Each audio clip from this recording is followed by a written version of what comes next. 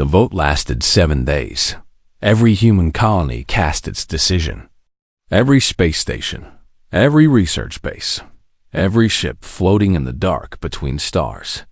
From the crowded cities of Earth to the lonely outpost on the edge of known space, humanity spoke with one voice. The result was announced on a quiet Tuesday morning in the Great Hall of the United Human Assembly. Secretary General Susan Price stood at the podium, her face showing no emotion as she read the numbers. 94% in favor, 6% against. The Exodus Protocol has been approved. The hall was silent.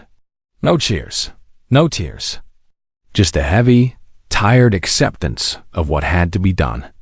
3,000 light-years away, Admiral Kevin Moore received the news on Luna Base, the military headquarters hidden on the dark side of Earth's moon. He had been expecting this result. In truth, he had been preparing for it for the past 5 years. His office was small and plain, filled with star maps and technical documents. A photograph of his late wife sat on his desk, her smile frozen in time. She had died 10 years ago during a Zorath attack on a human medical ship. The Zorath had claimed it was an accident. They had never apologized. Kevin pressed a button on his communicator. "Bring in the science team. It's time." Dr. Linda Scott was the first to enter, her silver hair pulled back in a tight bun. She was the greatest astrophysicist humanity had ever produced, and she carried the answer to humanity's future in a small data chip. "Show me," Kevin said. Linda inserted the chip into the holographic projector. A map of the galaxy appeared, filled with colored dots representing human colonies, alien territories, and the vast empty spaces between them.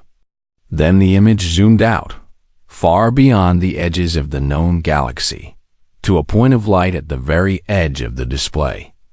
"A natural wormhole," Linda explained. "We discovered it 18 months ago. It's stable, large enough for our biggest ships, and it leads to a place no one has ever seen before." "Where does it go?" Linda touched the display, and the image changed to show a new galaxy. Spiral arms of stars stretched across the screen, beautiful and untouched. 2 million light-years from here, a virgin galaxy. No intelligent life that we can detect. No one to hate us, no one to hurt us. Just empty worlds waiting to be filled. Kevin studied the image for a long moment. 2 million light-years. It seemed impossible. But humanity had done impossible things before. How long would the journey take? 6 months with the new fold drives. We've been developing them in secret for the past decade. They're faster than anything the other species have ever seen. Chief Engineer Gary Hill stepped forward. He was a big man with rough hands and honest eyes, the kind of man who built things that worked and said what he meant. "There's another matter, Admiral, the technology lockout." Kevin nodded slowly. He knew what Gary was going to say, but he needed to hear it spoken aloud. "Every piece of human technology in this galaxy is connected to our systems," Gary said. "Medical equipment in alien hospitals, power generators in alien cities, defense platforms protecting alien worlds, terraforming engines that keep alien planets alive. We built it all.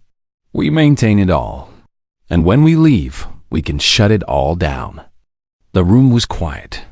Everyone understood what those words meant. "They'll die," said a young officer named Amy Chun, her voice barely a whisper. "Millions of them. Maybe billions." Gary's face was hard as stone. They should have thought of that before they started killing our people. Before they insulted us and attacked us and treated us like dirt under their feet. We gave them everything, and they gave us nothing but hatred. Kevin raised his hand for silence. He walked to the window and looked out at the stars. "I've served humanity for 40 years, he said. "I've watched us save species that were facing extinction. I've watched us rebuild worlds that were destroyed by war and disaster. I've watched us give and give and give until we had almost nothing left to give." He turned back to face his team, and I've watched them take everything we offered and spit in our faces. I've buried friends who died helping people who hated them. I've written letters to families telling them their loved ones were murdered by the very aliens they were trying to save. His voice grew quiet but firm. No more. We're done being the galaxy's servants. We're done being grateful for the privilege of being hated. We're going to find a new home where our children can live without fear, and we're going to leave this ungrateful galaxy to face the consequences of its choices. The preparations began that very day on Earth. Factories that had been building ships for alien customers quietly changed their production lines. Now they built arc ships and colony vessels, transports and supply carriers. Everything humanity would need to start over in a new galaxy. On Mars, the great libraries began copying their archives. Every book, every recording, every piece of art that humanity had ever created was backed up and prepared for transport. Nothing would be left behind. On the farming worlds, seeds were gathered and stored. Genetic samples from every crop, every animal, every plant that humanity had brought to the stars were carefully preserved. The new galaxy would bloom with the life of old Earth, and on the military bases, engineers worked day and night on the shutdown codes. Every piece of technology that humanity had shared with the galaxy was cataloged and tagged. When the time came, a single signal would turn off everything that kept alien civilization running. Patricia long received her evacuation orders on a cool autumn morning. She read them twice, then walked out to her wheat fields one last time. The grain was almost ready for harvest, but she would not be there to collect it. She thought about the aliens, who would go hungry when this food never arrived. She thought about the children who would cry for bread that would never come. Then she thought about her brother, who had died on a human-aid ship that the Mechari had destroyed for flying too close to their border. He had been carrying medicine to a Mechari colony that was suffering from disease. Patricia folded the orders and put them in her pocket. She did not look back as she walked away from the fields. The stars had always called to humanity. For 300 years, they had answered that call with open hands and generous hearts. They had spread across the galaxy not as conquerors, but as helpers, as healers, as friends to any species that needed them. Captain Daniel Cole stood at the observation window of his starship, the Wanderer's Hope, watching the blue and green planet below. This was Valori Prime, the homeworld of the crystalline beings who had once begged humanity for salvation. 50 years ago, a terrible plague had swept through their cities. Their doctors had no answers. Their scientists had no cure. Millions were dying every day, and the Valori faced extinction. Humanity had answered their desperate call. Human doctors had worked for months without sleep. Human scientists had shared their most advanced medical knowledge. Human ships had carried supplies across the vast emptiness of space. And in the end, humanity had saved them. The plague was defeated. The Valori lived. Daniel remembered reading about those days in his history classes. He had felt proud of his species then, proud of what humans could accomplish when they worked together for a good cause. But that pride had turned bitter over the years. His communicator buzzed softly. Lieutenant Laura West's voice came through, tired and heavy with bad news. "Captain, you need to see the council broadcast. It's happening again." Daniel walked to the main deck where his crew had gathered around the central screen. The Valori ambassador was speaking to the Galactic Council, his crystal face catching the light as he moved. His voice was cold and sharp like breaking glass. "Humans are a pestilence upon our galaxy," the ambassador declared. "They spread into our territories without permission. They insert themselves into our affairs without invitation. They act as if they own the stars themselves." A murmur of agreement rippled through the council chamber. Representatives from a dozen species nodded their heads. Some smiled with cruel satisfaction. Daniel felt his hands curl into fists at his sides. The Kethran delegate spoke next, his rocky face showing no emotion. The humans have become too bold. They build their stations near our mining colonies. They claim they are helping, but we know the truth. They want our resources. They want our worlds. Laura turned to look at Daniel. Her eyes were wet with unshed tears. We rebuilt those mining colonies for them, sir. After the collapse, we saved 12,000 Kethran workers. We asked for nothing in return. I know, Daniel said quietly. I know. The broadcast continued for another hour. Species after species stood to complain about humanity. The Zorath accused humans of cultural contamination. The Mechari claimed humans were stealing their technology. The Dreth demanded that human ships be banned from their space. Not one of them mentioned the help humanity had given.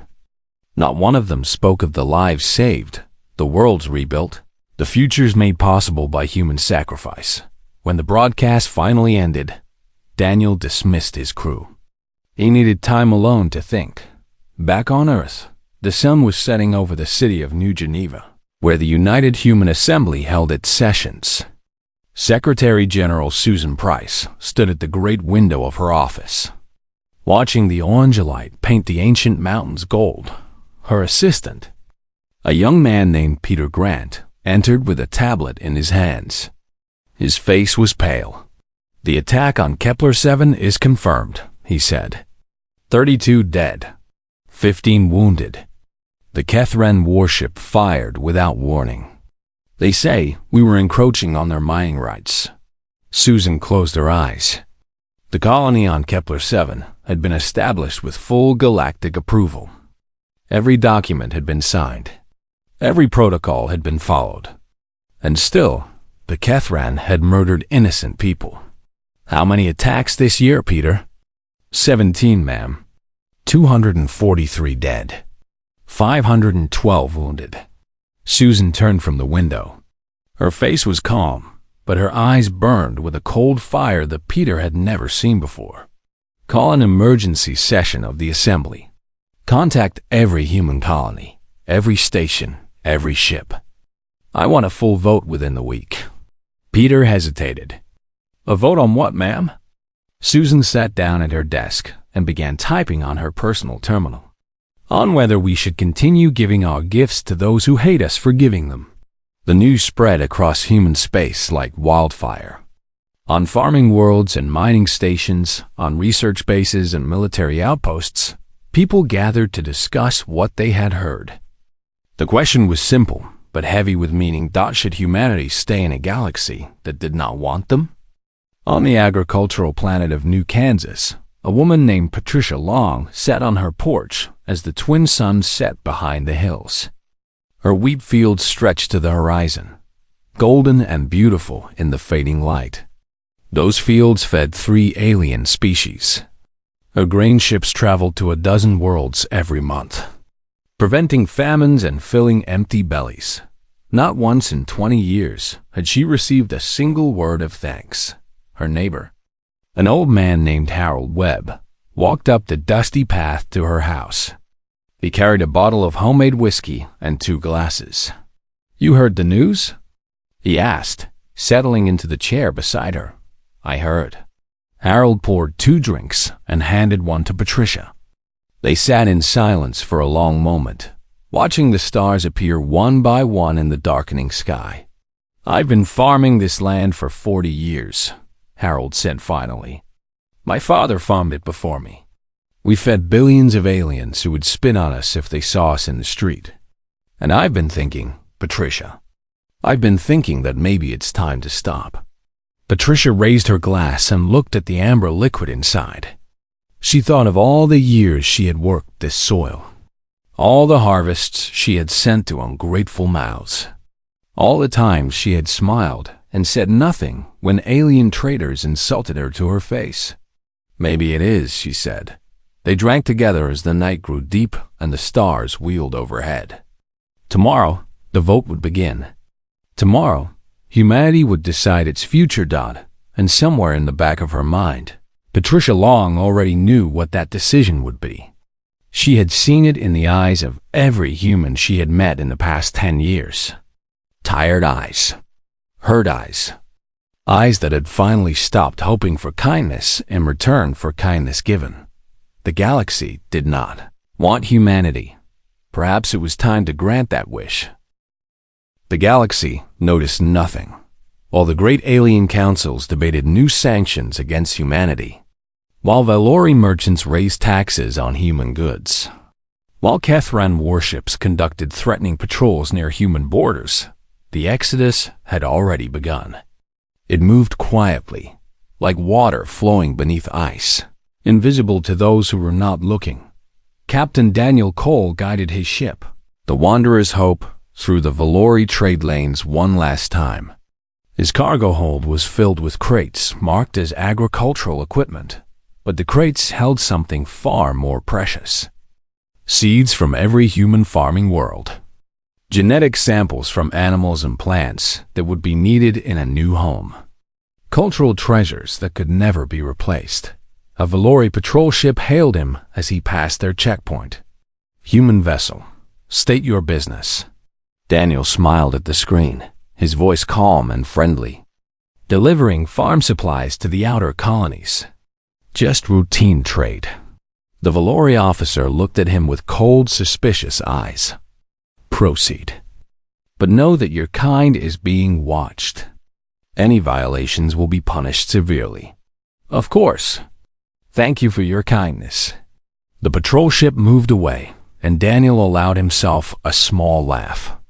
The Valori were so focused on controlling humanity that they could not see what was happening right in front of them. On the planet Kethra Minor, Chief Engineer Gary Hill was completing his most important project.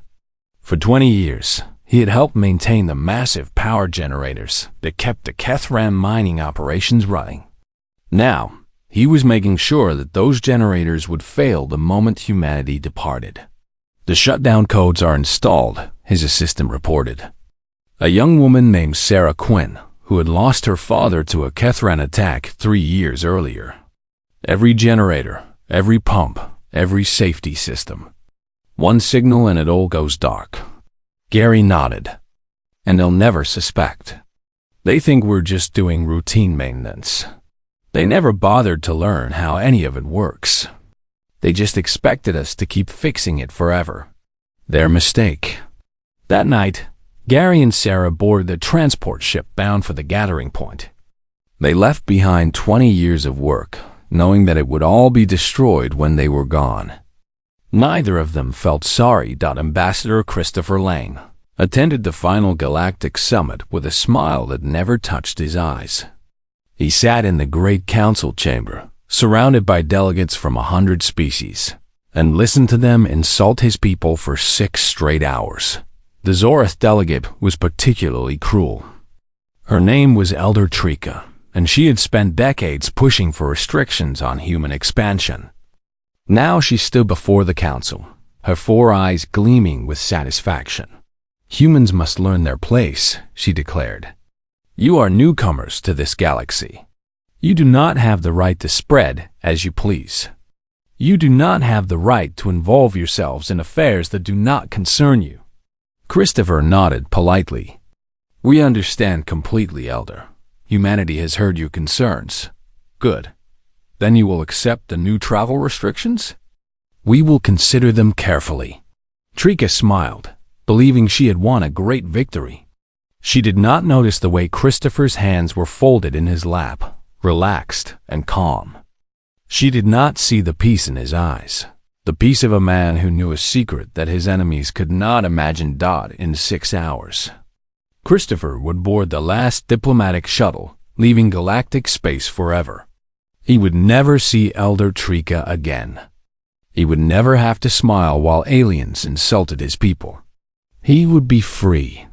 Thank you for your wisdom, Elder, he said. Humanity will remember this day. On the hospital station orbiting Valori Prime, Dr. Nancy Park worked her final shift. She had been healing alien patients for 15 years, performing surgeries that no alien doctor could manage. saving lives that would have been lost without human medicine. Today, she was operating on a young Valori child named Keth. He had been born with a defective heart, a condition that was always fatal without treatment. His mother brought him to the human hospital as a last hope, swallowing her pride to beg the species she had been taught to hate. Nancy worked for 7 hours, her hands steady and sure. She repaired the tiny heart, stitched together the damaged vessels, and brought the child back from the edge of death. When she finally stepped out of the operating room, her surgical gown was soaked with sweat, and her legs trembled with exhaustion.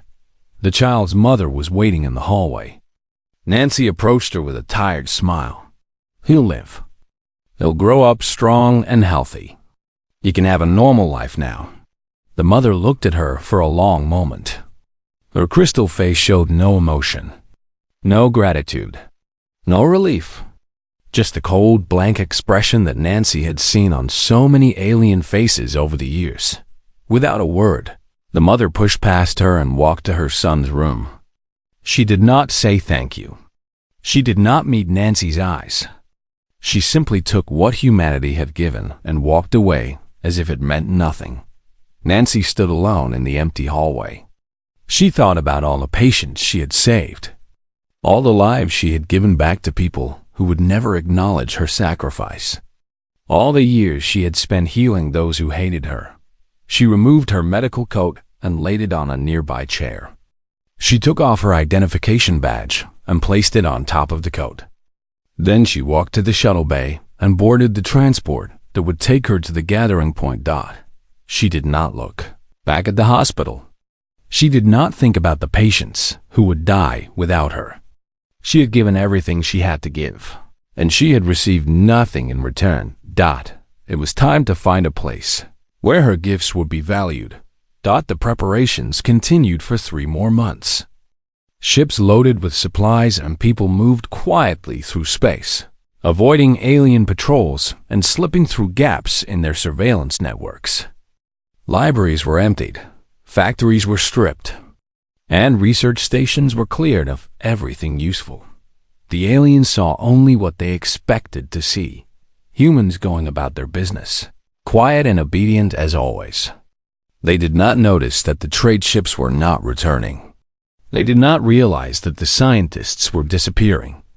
They did not understand that every day, more and more humans were vanishing from the galaxy. By the time they finally noticed, it would be far too late. They left at midnight, Galactic Standard Time. The gathering point was a region of empty space, far from any inhabited world, a place where no alien sensors could reach. And there, hidden in the darkness between stars, the greatest fleet in human history had assembled. 10,000 ships floated in perfect formation. Massive arc ships, each one carrying millions of sleeping colonists in cryogenic chambers. Research vessels loaded with the sum of all human knowledge. Hospital ships equipped to handle any medical emergency. Construction fleets ready to build new cities on new worlds. Military escorts prepared to defend the convoy against any threat. 50 billion souls. The entire human civilization, packed into metal shells and ready to cross the void. Admiral Kevin Moore stood on the bridge of the flagship. The new dawn. He was an old man now, worn down by years of service and loss. But his eyes were sharp, and his voice was steady as he addressed the fleet. "This is Admiral Moore. All ships. Report status." One by one, the captains responded. Every vessel was ready. Every system was functioning. Every person was accounted for. Kevin nodded slowly. "Then let us begin. Navigation, plot our course. Communications, maintain radio silence. We leave no trace. We make no sound. We simply vanish." The great fleet began to move, sliding through the darkness like ghosts. The wormhole waited for them at the edge of known space, a swirling doorway to a new beginning. It would take them 6 months to reach it, 6 months of careful travel through hostile territory. But they would make it. Kevin was certain of that. Humanity had survived worse odds before. Commander Ruth Adams piloted the rear guard vessel, a fast attack ship called the Quiet Dawn. Her job was to watch for pursuit, to protect the fleet from any alien forces that might try to stop them. So far, her sensors showed nothing but empty space. She sat alone on her bridge, watching the stars drift past her windows. Each one was a memory. The blue giant where she had fought her first battle. The red dwarf where she had fallen in love with her husband, who now slept in a cryogenic pod in the cargo bay. The yellow sun that had warmed the planet where her children had been born. She was leaving all of it behind. Any contacts? She asked her sensor officer. Nothing, Commander. The alien fleets are still docked at their bases. No one is looking for us. Ruth allowed herself a small smile. The aliens had spent 300 years underestimating humanity. They thought humans were simple creatures, useful for labor and technology, but not capable of anything truly bold. They could not imagine that humanity would simply walk away. Their lack of imagination would be their downfall. The journey to the wormhole took exactly 6 months. During that time, not a single alien ship detected them. Not a single patrol crossed their path. The galaxy slept peacefully, unaware that its servants were escaping on the final day. Kevin Moore stood at the observation window of the new dawn and watched the wormhole grow larger in the distance. It was beautiful, a spiral of blue and white light spinning slowly against a backdrop of stars.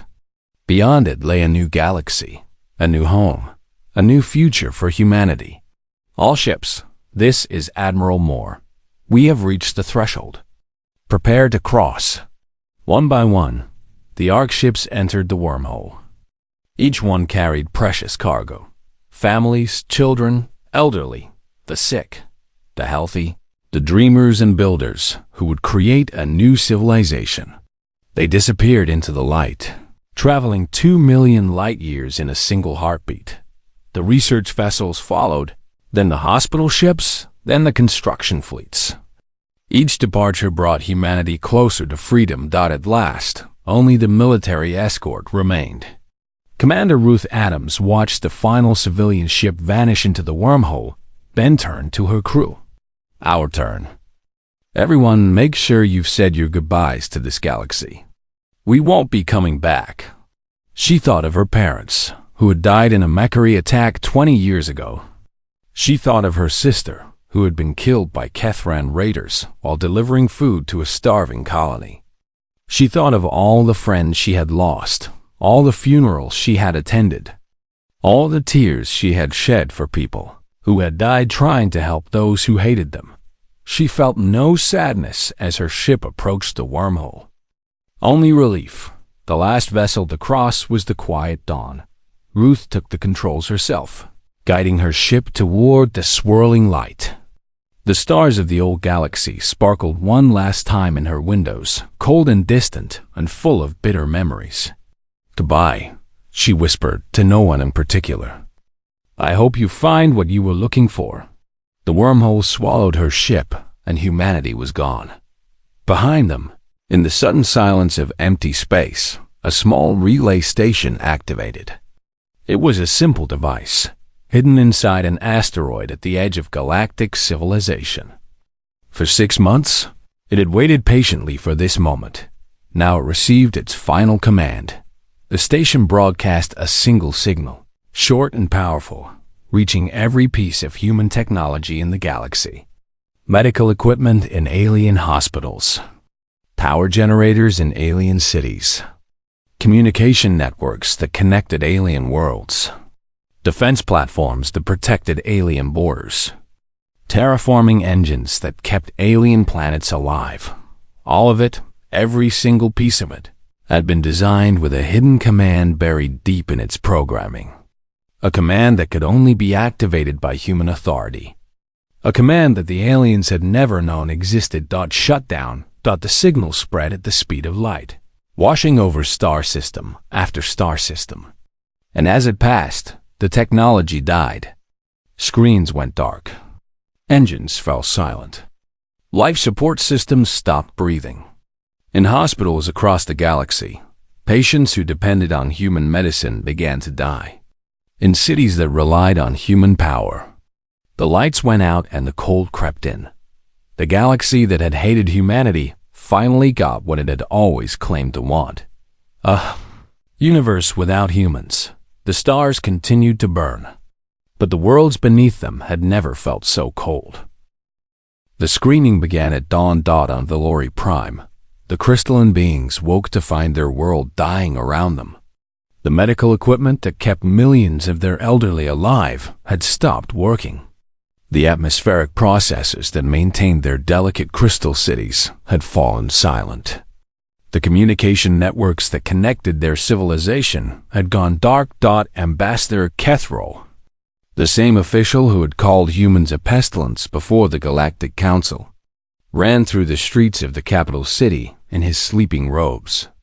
His crystal skin was cracked with panic, his forearms waving wildly as he searched for anyone, who could explain what had happened. "The humans," he gasped to a passing guard. "Find the humans. They must fix this." The guard stared at him with empty eyes. "There are no humans, Ambassador. They are all gone. Every single one." "Gone? What do you mean gone? Where did they go?" But the guard had no answer. No one did. On Kethrim Prime, the great mining platforms that extracted precious metals from the planet's toxic depths began to drift. Without human guidance systems, they crashed into each other one by one, creating explosions that lit up the polluted sky. The mining operations that had made the Kethran wealthy and powerful were destroyed in a single night. Elder Grathkon stood at his window and watched his empire burn. He had spent 40 years demanding that humans be pushed out of Kethran space. He had signed the orders that killed human traders and destroyed human ships. He had believed that his people were strong enough to survive without human help. He had been wrong. "How long until we can repair the damage?" he asked his advisors. They looked at each other with fear in their eyes. "We do not know how, Elder. The humans built everything. They maintained everything. We never learned how it worked. Then learn now. It would take decades, Elder, perhaps centuries. And without the mining platforms, we have no resources to build new ones." Grathkan sat down heavily in his chair. For the first time in his long life, he felt truly afraid.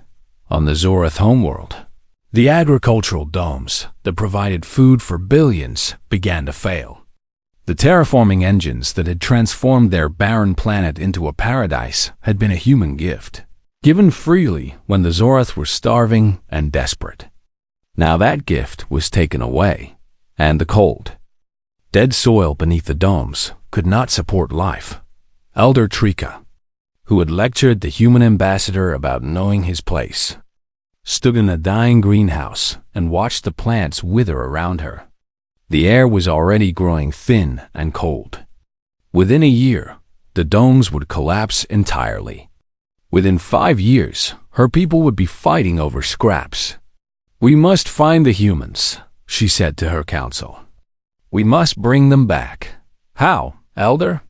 "We do not know where they went. Our sensors detected nothing.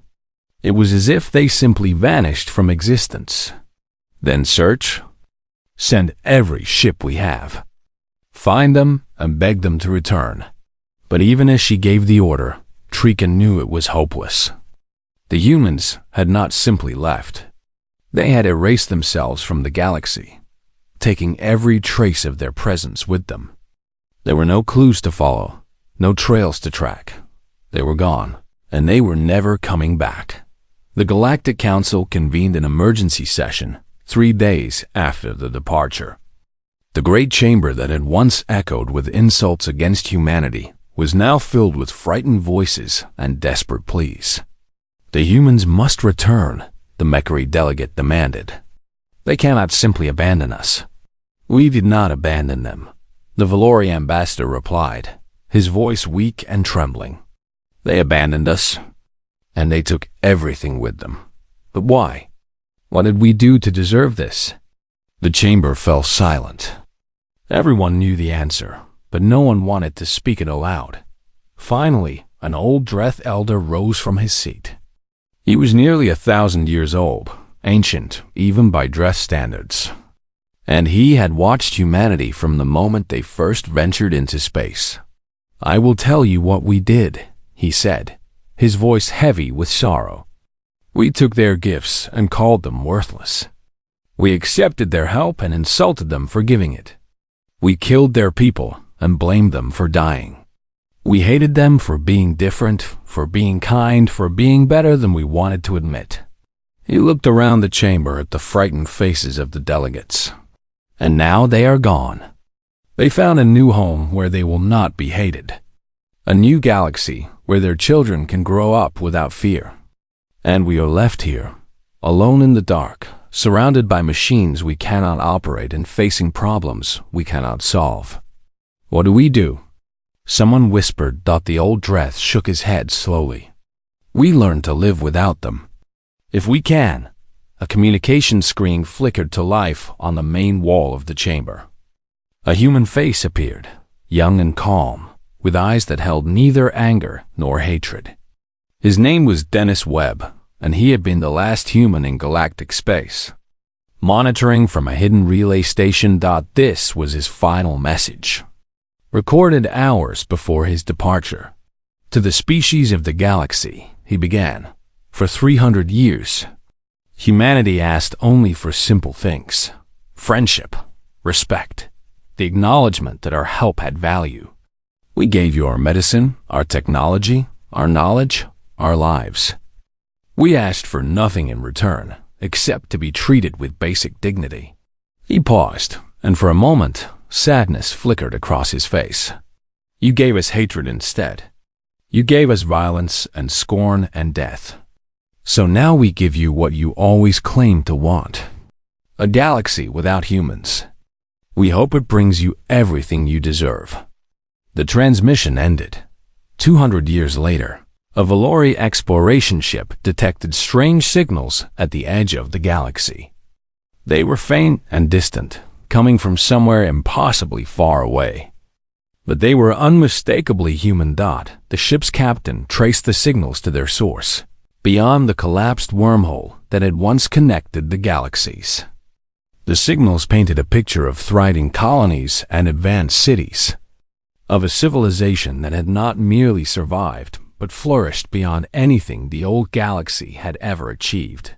He filed his report with a heavy heart. "They found paradise," he wrote, "and we cannot follow. The passage is closed forever. Humanity is lost to us." He stared at the stars for a long time before adding a final sentence. "We taught them that kindness was weakness. Now they have taught us the true price of cruelty."